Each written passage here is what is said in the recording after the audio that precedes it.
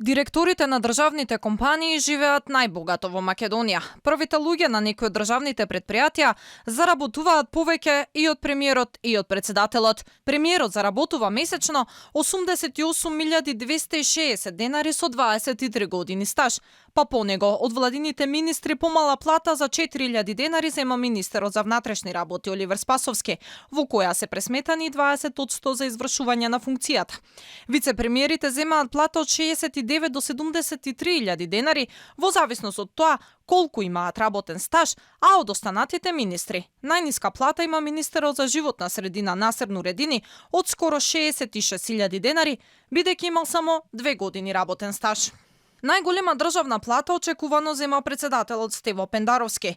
Месечно председателот заработува 92.941 денар со 36 години работен стаж. Платите на премиерот и на председателот се доволни за да задоволат дури две потрошувачки кошнички во Македонија за просечно 4-члено семејство. Во ноември, според пресметките на синдикатот, едно семејство троши над 51.000 денари, што е околу 20.000 денари повеќе од она што се заработува просечно во државава, или потребни се плюс 33.000 денари ако семејството живее со една минимална плата. Ама пак затоа директорите на државните компании дефинитивно не живеат лошо. Поголема плата од премиерот и од председателот земаат директорите на акционерското друштво за станбен и деловен простор, на Агенцијата за цивилно воздухопловство, Агенцијата за електронски комуникации, на регулаторните тела на ЕСМ и на МЕПСО. Директорот на ЕСМ, например Васко Ковачевски, заработува 1.700 евра или околу 104.550 денари, исто колку и директорот на МЕПСО Орхан Мутрезани. Во аферата која ја објави од опозицијската ВМРО-ДПМН наречена Паразити, беа изнесени податоците дека директорот на Фондот за индустријски и технолошки развој заработува 1.000 евра месечно или околу 60.000 денари.